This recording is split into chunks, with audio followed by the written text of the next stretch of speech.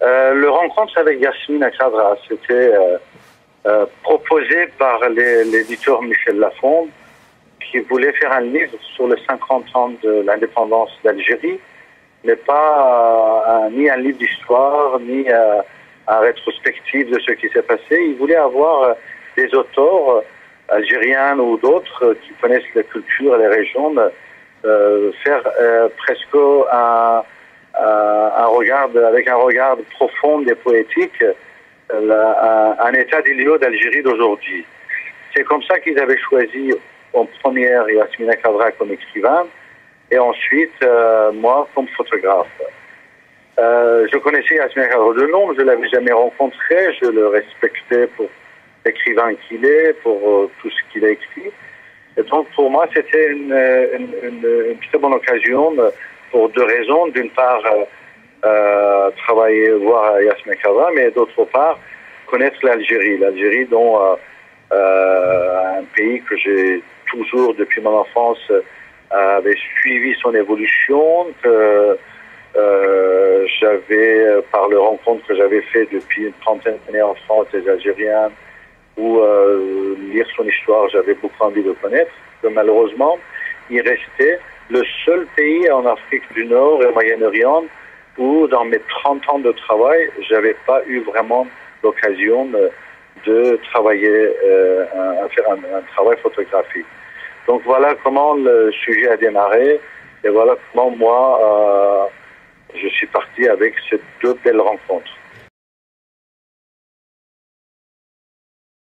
Le seul choix, si vous voulez, c'était que moi j'aille avec Yasmina Khadra de voir d'une part le fameux forteresse Al-Marchouf dans lequel il était, il avait fait son service de cadet dans l'école cadet. D'autre part, aller dans le petit lac à Oran, voir l'appartement dans lequel il avait vécu avec sa famille, ou dans le livre l'écrivain il décrit tous les deux lieux tellement bien. Et ensuite, on a fait un voyage, aller dans le dans le Mascara, où il était invité, donner une grande conférence pour les gens dans le centre culturel de Mascara. Donc ça, c'était les lieux qui étaient presque, je dis, inévitables. En dehors de ça, l'éditeur avait aucun choix des lieux, ni Yasmina. J'avais parlé avec lui pour qu'il me donne un peu les lieux qu'il aime en Algérie. J'avais pris note, mais en tous les cas, le choix final des lieux, ça venait à moi selon les recherches que j'avais faites, selon les livres que j'avais vus, ou les discussions que j'avais sur place avec des gens pour connaître quels sont les lieux importants qui peuvent donner une chance à ce livre, que pour moi ça devait être un vrai voyage plutôt poétique que politique. Écoutez, moi, connaissant tout ce que vous dites, en discutant avec d'autres amis, photographes, journalistes et autres, j'ai eu un seul contact au ministère de la Communication qui m'ont presque découragé en me disant que vous ne pouvez pas faire de photos, que si vous voulez faire de photos, il faut que vous retourniez en France et que faites une demande au ministère des Affaires étrangères, que quand vous venez ici, vous pouvez rester maximum. Cette dame qui m'a vraiment découragé en me mettant des conditions incroyables pour ça. J'ai dit, écoutez, moi je fais pas un travail de journaliste, si vous voulez. Moi, je fais un travail de photographe qui promène comme un touriste dans le pays, qu'il a envie de photographier ce qu'il voit, ce qui lui paraît bien et tout ça. Donc, du coup, je suis pas allé rentrer dans les griffes de ministère de Communication ou d'autres, et j'ai pris le chemin de voyager en tant que juste un photographe qui promène et qui rencontre des gens et qui les photographie ou les lieux. Même en faisant ça, une difficulté aberrante que j'ai rencontrée en Algérie, c'était l'interdiction de photographier les lieux comment dire, historiques ou les musées. Or, vous connaissez, moi ça fait 30 ans que je travaille dans le 115 pays du monde. J'étais dans les 114 pays accueillis à bras ouverts pour photographier les sites culturels, les sites historiques. Et l'Algérie, ça reste pour moi un énigme, une question que j'aimerais poser au ministère de la Culture. Pourquoi ils interdisent aux gens de photographier les pierres anciennes? En plus, je me souviens un jour à Kabylie, on était dans un site romain et le gardien, quand ils ont vu avec un appareil très agressif, ils attaquent des gens. Je dis ils attaquent. Ça m'est arrivé au moins 10 fois dans tous les sites touristiques que je voulais rencontrer, agressé par les gardes ou des musées en disant il faut avoir une lettre de ministère pour photographier. Et je dis c'est jamais arrivé à aucun endroit du monde, j'ai vu ça. Donc moi ce que j'ai retourné, j'ai dit mais attendez, ces pierres c'était même pas fait par vous, c'est les Romains qui ont fait. Donc s'il y a un gouvernement qui me demande autorisation, c'est même pas vous, les Romains. Donc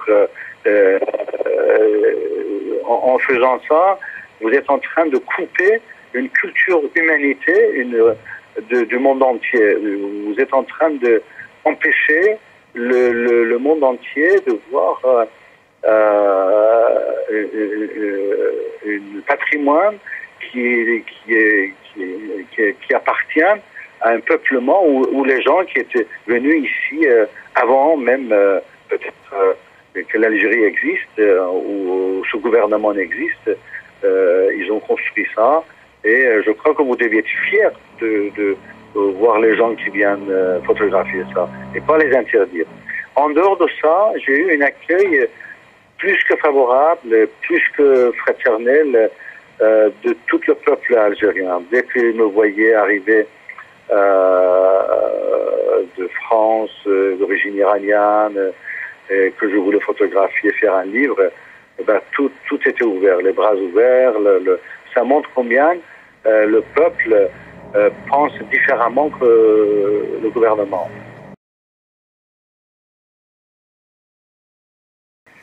Première chose que j'ai trouvée, c'est de me rendre compte que finalement, l'Algérie, c'est un pays méconnu dans le monde. Pour plusieurs raisons. D'une part parce que en France, évidemment, quand on a montré l'Algérie, c'était toujours par rapport à la guerre, ce plaie qui n'est pas guéri encore. Donc on parlait de la guerre. Ou, pour ne pas parler de guerre et de peuple algérien, beaucoup de photographes, ils avaient pris comment dirais-je, la route de désert.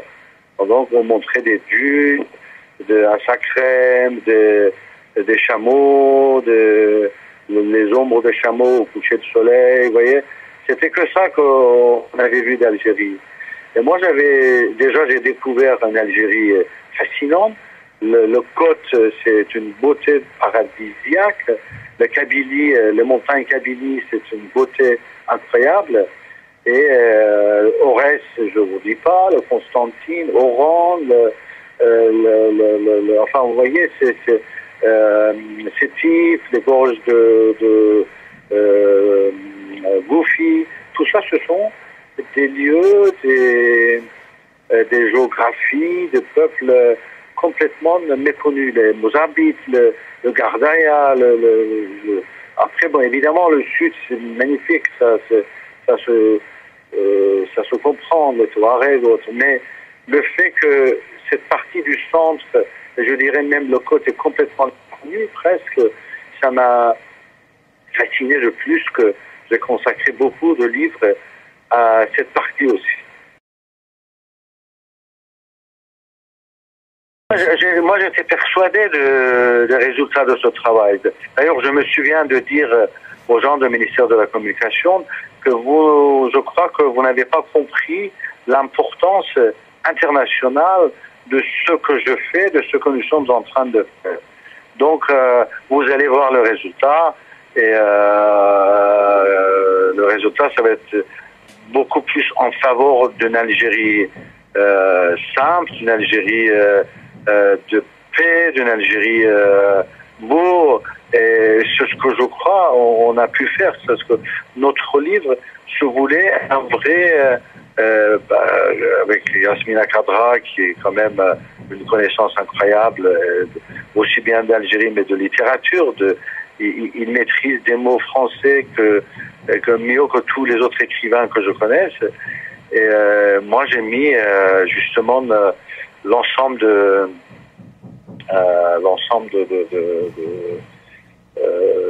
mon art, enfin, pour rendre compte. Il faut simplement vous dire que j'aurais pas pu faire ça si Yasmina Khadra, au nom de Centre culturel algérien ici, il n'avait pas soutenu. Parce que finalement, c'est comme ça que j'ai pu rentrer, aller dans le pays et faire des photos. C'est grâce au soutien de Centre culturel algérien.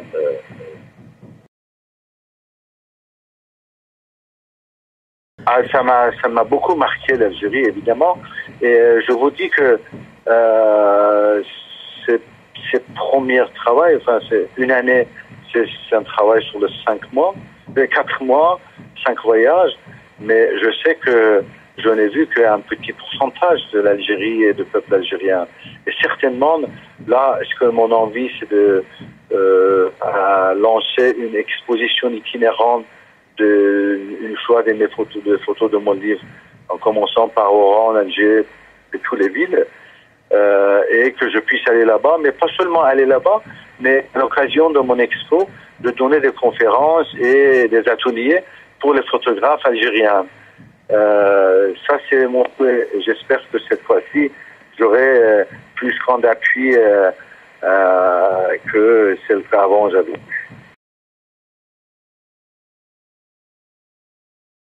Mon dernier mot, certainement, c'est que c'est un pays vraiment magnifique. C'est plus que pays, c'est le peuple algérien qui est fascinant. Il faut simplement que, espérons, qu'il y aura plus d'ouverture au monde, que les gens puissent voyager facilement et qu'ils puissent visiter un peu partout et qu'aller voir le patrimoine mondial qui se trouve un peu caché et fermé, mais ça va arriver certainement. Ça va certainement arriver. Et comme j'ai dit, mon rêve de retourner et passer du temps pour l'expo ou atelier avec des photographes algériens, je suis sûr que je le ferai. Inch'Allah. Inch'Allah.